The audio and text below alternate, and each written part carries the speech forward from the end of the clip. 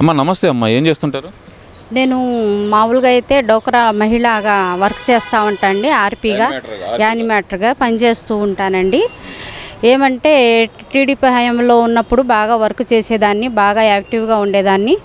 దాని మీదే మా జీవనం సాధించేవాళ్ళం, బాగుండేది. కానీ వైసీపీ గవర్నమెంట్ వచ్చినాక వైసీపీ కార్పొరేటర్స్ అలాగా వాళ్ళందరూ ఎలా వార్డ్ ప్రెసిడెంట్స్ వాళ్ళందరూ అనుకూలంగా ఉండి టీడీపీలో వర్క్ చేసేవాళ్ళు టీడీపీ అనేసి ముద్ర వేసేసి ప్రతి ఒక్కరిని టీడీపీ ఆమె అనేసి యాక్టివ్గా ఉన్న పర్సెంట్ల ఆర్పీలని ఇలాగా టీడీపీ అని ముద్ర వేసేసి తీసేశారండి. నన్ను వైసీపీ గవర్నమెంట్లో తీసేసి నన్ను వైసీపీ వాళ్ళని వేసుకున్నారండి. ఇప్పుడు మరి కూటమి ప్రభుత్వం వచ్చిందమ్మా, 18 నెలల కాలం అవుతుంది. అసలు పరిపాలన ఎలా ఉందంటారు? పరిపాలన బాగుంది సార్. ఎందుకంటారేమో మాకు ఫస్ట్లో టీడీపీ గవర్నమెంట్లో ఉన్న హామీలన్నీ ఫస్ట్లో బాగుండేవి, బాగా చేశారు, బాగా అనుకూలంగా ఉండేది, ప్రతిదీ అనుకూలంగా ఉండేది. అంటే ప్రతి ఒక్కదానికి మేము భయపడాల్సిన పని లేదు. ఎక్కడికి వెళ్ళినా ఏమన్నా పథకాలు కూడా అలాగే వచ్చినాయి. దేని గురించి కూడా మేము బాధపడేవాళ్ళం కాదు. మైనార్టీ లోన్స్ అని, మైనార్టీ వచ్చేసి దుల్హన్ పథకాలు అనేసి, హౌసింగ్ లోన్స్ అనేసి, ఇలాగా ప్రతిదీ పింఛన్లు కావాలన్న ప్రతిదీ అప్పుడు వెంటనే వచ్చేది. అంత ఇబ్బంది ఉండేది కాదు, అంత ప్రెషర్ ఏమి ఉండేది కాదు. రేషన్ కార్డు కావాలన్న ప్రతిదీ వచ్చేది. అసలు ఈ వైసీపీ గవర్నమెంట్ వచ్చినాక మొత్తం తలకిందులైపోయిందండి. ఎలా తలకిందులైందంటే ఇది వచ్చినాక ఫస్ట్లో ఉన్నవన్నీ తీసేశారు. వాలంటరీ వ్యవస్థ అని పెట్టినాక మొత్తం నాశనం అయిపోయిందండి. వాలంటరీ వ్యవస్థ ఎలా వచ్చిందంటే ఆయన జగన్మోహన్ రెడ్డి గారు వాలంటరీ వ్యవస్థ తీసుకొచ్చి ఓన్గా మొత్తం పెట్టనేసి ఈ పథకాలు, ఈ దుల్హన్ పథకాలని, మైనార్టీస్ లోన్స్ అని, సబ్సిడీ అని ఇవన్నీ మొత్తం తీసేశారు. హౌసింగ్ లోన్స్ ఇచ్చేవారు, హౌసింగ్స్ లోన్ లేదు, పింఛన్లు ఇవన్నీ కొత్తవి బాగా టీడీపీ గవర్నమెంట్లో అయితే అలాగెళ్ళి ఇలా తెచ్చుకునేవాళ్ళు. అప్పుడు యానిమేటర్గా ఉండేదాన్ని, చేసేదాన్ని, పింఛన్లన్నీ అన్ని దగ్గరుండి చేపించేదాన్ని, మొత్తం అయిపోయేది. ఇప్పుడు ఈ వాలంటరీ వ్యవస్థ పెట్టినాక ఇవన్నీ ఎలా తీసేశారంటే మొత్తం తీసేసి పక్కన పెట్టేశారు. పింఛన్ రావాలంటే అది ఏదో ఎదురు చూడాల్సి వస్తుంది, ఆ పొజిషన్ వచ్చేసింది ఇప్పుడు. అంటే ఇక్కడ ఇంకో విషయం కూడా అమ్మా, అసలు కూటమి ప్రభుత్వం వచ్చిన తర్వాత అసలు సంక్షేమం లేదు, అభివృద్ధి లేదు, రాష్ట్రాన్ని సంక్షోభంలో నెట్టేస్తున్నారు అనే మాట అయితే అంటున్నారు కదమ్మా. మరి ఎందుకు లేదు సార్, ముందు కన్నా ఇప్పుడు బెటర్ అండి. వైసీపీ గవర్నమెంట్లో వచ్చినాక మా టీడీపీ గవర్నమెంట్లో ఉన్నవన్నీ తీసేశారు. వైసీపీ గవర్నమెంట్లో ఇప్పుడు టీడీపీ గవర్నమెంట్ వచ్చినాక పర్వాలా బాగుంది. ఎందుకంటే మేము వెళ్ళి ఆ సచివాలయంలో వెళ్ళి నుంచోవాల్సి వచ్చేది. ఆ వాలంటీర్లు వచ్చి చేస్తారా లేదా, మీ పేరు లేదు, కొందరికి వచ్చినాయి, కొందరికి రాలేదు. ఇప్పుడు అమ్మఒడి అనేసి పెట్టాడండి. ఎంత అనేసి ఇచ్చారండి అమ్మఒడి అనేసి? ఎలా ఇచ్చారు? అమ్మఒడి అని ఒక్కటే హైలైట్ చేసింది, అక్కడ వేరేది ఏం చేయలేదు. అమ్మఒడి ఒక్కటే మా పథకం వచ్చేది, అమ్మఒడి ఒక్కటే హైలైట్ చేసింది. అక్కడ వైసీపీ గవర్నమెంట్లో ఇంకేం పథకం కనపడలేదు. మీరు గమనించారా ఒక్కసారి? అమ్మఒడి ఒక్కటే కనిపించింది. ఎందుకంటారు? అదే హైలైట్ చేసుకుని అదే పథకాలు చేసేసామనేసి ఉన్న వ్యవస్థ మొత్తం నాశనం చేసి ఆ తల్లిల ఖాతాలో 15,000 పడుతున్నాయి కదా అనేసి ఈ ఆడవాళ్ళు కూడా దాన్ని చూసుకుని మురిసిపోయి అంత వ్యవస్థ మొత్తం ఇంకా రావాల్సిన పథకాలన్నీ వెనకబడిపోయినాయి. అవన్నీ ఆలోచిస్తలేదు. ఈ ఆడవాళ్ళకి ఏమంటే వాళ్ళ ఖాతాలో, అమ్మ ఖాతాలో 15,000 వేసేసారు కదా, ఇంకా మాకు సంవత్సరం వచ్చి 15,000 వస్తాయని ఆశ ఈ తల్లిలందరూ అలాగే ఎదురు చేశారు. చంద్రబాబు వచ్చిన తర్వాత జగన్మోహన్ రెడ్డి ఇచ్చిన పథకాలు ఏమీ ఇవ్వట్లేదు, మహిళలందరినీ మోసం చేశాడు అంటున్నారు కదమ్మా. మరి ఎందుకు సార్? ఇప్పుడు ఆయన కూడా పెట్టారు కదా సార్. ఇప్పుడు ఆయన ఒక్క పిల్లోడికే ఇచ్చాడు ఇంట్లో. ఇప్పుడు ఎంతమంది పిల్లలు ఉంటే అంతమందికి ఇచ్చారు కదా సార్. ఇప్పుడు 15,000 అనేసి అన్నారు. ఆయన 15,000 ఎంతమంది ఖాతాలు వేశారు?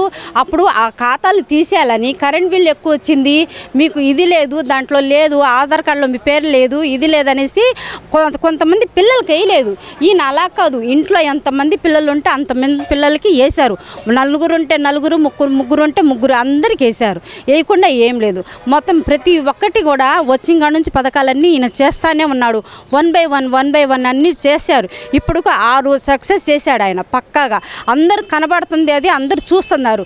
దీంట్లో అభివృద్ధి లేదని చెప్పడానికి ఇప్పుడు ఎలాగైనా ఎదరు పార్టీ అయినా బురద జల్లాలంటే ఎలాగైనా జల్లుతారు కదండి, ఆ లెక్కలో ఆయన జల్లాడు అంతే. ఇప్పుడు లేదమ్మా, అసలు ప్రజలందరూ వ్యతిరేకత వచ్చింది. 18 నెలల కాలంలో నన్నే ముఖ్యమంత్రిగా కోరుకుంటున్నారు, అందుకనే నేను మళ్ళీ జనాల్లోకి వస్తాను అంటున్నాడుగా మరి జగన్మోహన్ రెడ్డి. ఎందుకండి ఇప్పుడు కొంచెం ఇప్పుడే వ్యవస్థ కొంచెం బాగుపడుతుంది, మళ్ళీ ఆయన వచ్చారనుకోండి వ్యవస్థ మొత్తం నాశనం అయిపోద్ది. ఈ వాలంటీర్ వ్యవస్థని పెట్టి మొత్తం తీసుకెళ్ళి మా ఆధార్ కార్డు అన్ని ప్రూఫ్లు తీసుకెళ్ళి మొత్తం వేరే చోట పెట్టేసి మొత్తం నాశనం చేసేసి వదిలేశాడు. ఇప్పుడే ప్రశాంతంగా ఏం లేకుండా హ్యాపీగా ఉంటున్నాం. ఏమంటో అదే ఇప్పుడు సచివాలయంలో వాళ్ళు జీవో ఇచ్చారు కాబట్టి అడ్మిన్ వెల్ఫేర్ని ఇప్పుడు ఏమైనా ఉంటే వాళ్ళు కొంచెం వెళ్తున్నా చేస్తున్నాము, అవసరమైతే మేము ఏమైనా ప్రూఫ్లు ఇస్తున్నాం, లేకపోతే ఇవ్వట్లేదు. అంతవరకు వ్యవస్థ బాగుంది.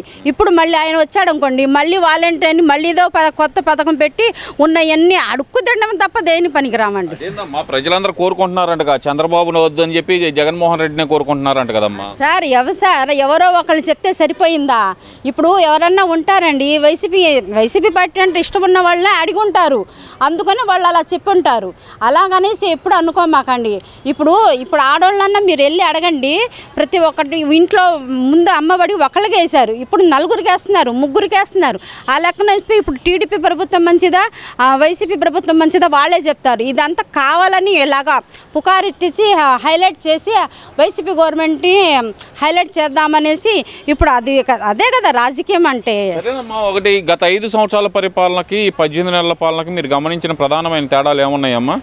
5 సంవత్సరాలదిను ఇప్పుడు 18 నెలలది అయితే నాకైతే బాగా రిజల్ట్ కనబడుతుంది సార్. ఇప్పుడు 18 నెలల కాలంలో బాగా రిజల్ట్. ఎంత రిజల్ట్ అంటే మేము 5 సంవత్సరాలు ఈ రిజల్ట్ చూడలేదు, మేము ఇప్పుడు మాత్రం చూస్తున్నాం. ఎందుకంటారేమో ఇప్పుడు 6 సక్సెస్ చేశారు ఆయన ఇప్పుడు దాకా చంద్రబాబు గారు. ఆయన ఏం చేశారండి 5 సంవత్సరాలు ఏం చేశారు? ఎటు చూసినా అమ్మఒడి ఒకటి కనబడుతుంది హైలైట్గా, ఇంకేముంది? ఇప్పుడు మనం ఉన్నాం చూడండి, ఇప్పుడు అమ్మఒడినే 4 పిల్లలు ఉంటే 3 పిల్లలు అంటే వేస్తున్నారు. కొత్త పింఛన్లు, రేషన్ కార్డు అన్నీ ఇప్పుడు ప్రతిదీ వస్తున్నాయి. మాకు ఏం రాకుండా ఏం లేదు. గ్యాస్ బండ్లు 3 ఫ్రీగా ఇచ్చారా, ఉచిత బస్సు ఫ్రీ ఇచ్చారా, ఇవి చేశారు. ఆయన ఏం చేశారు? అది నాకైతే అది ఒక్కటే అమ్మఒడిది ఒక్కటే ఆయన కనబడింది. మీది వచ్చేది ఇప్పుడు 6 సక్సెస్ఫుల్. కుటుంబానికి లక్షలు ఇచ్చేసాను, 2.5 లక్షలు ఇచ్చేసాను అన్నాడు కదా. ఎవరికి సార్ ఇచ్చిన వాళ్ళు తిని ఏమన్నా ఆయన గొప్పలు చెప్పమని చెప్పి ఇచ్చారేమో వాళ్ళు. ఇప్పుడు సరే నా గురించి గొప్పగా పొగడండి అనేసి ఎవరికో ఇచ్చి ఉంటాడు, వాళ్ళు చెప్పుకుని ఉంటారు నాకు 1 లక్ష ఇచ్చారు, 2 లక్షలు ఇచ్చారు. సెంటు స్థలాలు ఇచ్చే మహిళల్ని మహారాణులను చేశాను, లక్షాధికారులను చేశాను నేను అని చెప్పి జగన్మోహన్ రెడ్డి చెబుతుంటే అక్కడ స్థలాలు ఇచ్చాడండి, అక్కడ పడి ఉన్నాయి, వెళ్ళి చూస్తానికి కూడా లేదు. అదేదో అమ్మ నాన్న లేని స్థలాలు, అమ్మ నాన్న బిడ్డ అనాథ పిల్లలు ఉంటారే ఆ లెక్కలో స్థలాలు ఇచ్చాడు ఆయన. ఆ స్థలాలు అక్కడే పడి ఉన్నాయి. దానికి ఏం అసలు ప్లానింగ్ లేదు, దానికి లోన్స్ లేవు, దానికి కొందరికేమో కాగితాలు ఇవ్వలేదు, అదేమో అసలు వచ్చిందా లేదా అని భ్రమలో ఉన్నారు జనాలందరూ, బాధపడుతున్నారు. మనకి ఇల్లు వచ్చిందా లేదా, ఇల్లు వస్తే ఏది ఆ స్థలం అన్నారు, ఏది ఆ కాగితాలు ఒకటి పెట్టాడు, ఇంకా ఏమి లేదు, దాని మీద లోన్ లేదు, అది కడతానన్నారు కట్టలేదు, ఏమి లేకుండా స్థలం మాత్రం ఇచ్చేసి. ఇప్పుడు కూడా స్థలాలు ఎక్కడున్నాయి కూడా వాళ్ళకి జనాలు తెలివి ఎక్కడున్నాయి కూడా ఆ లెక్కలో ఇచ్చేసి మహారాణీలు అయిపోయారనేసి 4 ఇళ్ళు కడితే సరిపోయిందా? 2029 అధికారం మాదే, నేను తిరిగి వచ్చేస్తున్నాను, ఒక్కొక్కరి సంగతి తేల్చేస్తాను అంటున్నాడు కదమ్మా. అదంతా భ్రమ సార్, చెప్తున్నాను కదా అంత భ్రమ. మీరు ఎన్నన్నా చెప్పుకోండి, అసలు కూటమి ప్రభుత్వమే వస్తుంది పక్కాగా, నేను చెప్తున్నాను కదా. ఎవరైనా కూడా ఇప్పుడు ఎవరైనా అలాగే అనుకుంటారు. నాకు తెలిసి వచ్చే ఎలక్షన్లో నేనే గెలుస్తాను, నేనే ముఖ్యమంత్రిని అనేసి చెప్పుకుంటారు. చెప్పుకోకపోతే మళ్ళీ ఆయన సీఎం ఎలా అవుతాడు? అంతేగా చెప్పుకోవాలి కదా, లేకపోతే నేను సీఎం అవును నా వల్ల ఏం కాదనేసి కూర్చోడు కదా. అలా చెప్పుకుంటేనే ఆయన గొప్పలు చెప్పుకుంటేనే కదా ఏదైనా, ఎదుటోళ్ళ మీద బురద జల్లుతేనే కదా తను గొప్ప అనేసి తెలిసేది. అలాగే అని చెప్పుకుంటాడు, ఏమీ రాడు. 2029 జగన్మోహన్ రెడ్డి గెలిచే అవకాశం లేదంటారమ్మా? అసలు పక్కాగా లేదండి, కుటుంబ ప్రభుత్వమే వస్తుంది, అది మాత్రం పక్కా. ఇంకా మాకు 18 నెలలే అయింది, ఇంకా ఉంది అప్పటికి ఇంకా బాగా డెవలప్ అవుద్ది. చంద్రబాబు గారు అసలు ఏమనుకున్నారు, మామూలు కాదు. అసలు నాకు తెలిసి ఆయన ప్రభుత్వం మాత్రం బాగుంటుందండి. ప్రతి ఒక్క కార్యక్రమైనా ప్రజల దాకా వెళ్తుంది, ప్రతిదీ జనాల దాకా, రైతులకు వెళ్ళింది, ప్రతి ఒక్కళ్ళకి. రాజధాని లేదనేసి వైజాగ్ అని అటని ఇటని ఎన్ని తిప్పలు పెట్టాడు. 3 చోట్ల రాజధాని, ఏ లెక్కలో అండి రాజధాని? అసలు వైనం తైనం లేకుండా.